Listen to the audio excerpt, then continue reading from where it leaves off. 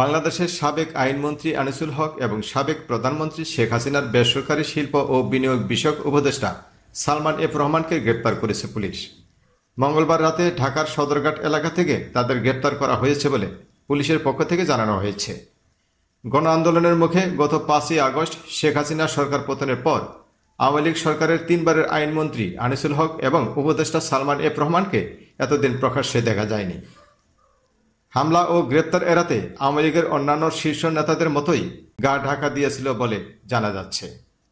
বৈষম্য বিরোধী ছাত্র আন্দোলন চলাকালে রাজধানীর নিউ মার্কেট এলাকায় হত্যার অভিযোগ করা মামলায় সাবেক প্রধানমন্ত্রী বেসরকারি শিল্প ও বিনিয়োগ বিষয়ক উপদেষ্টা সালমান এফ রহমান এবং সাবেক আইনমন্ত্রী আনিসুল হকের 10 দিনের রিমান্ড চেয়ে মঞ্জুর করেছে আদালত।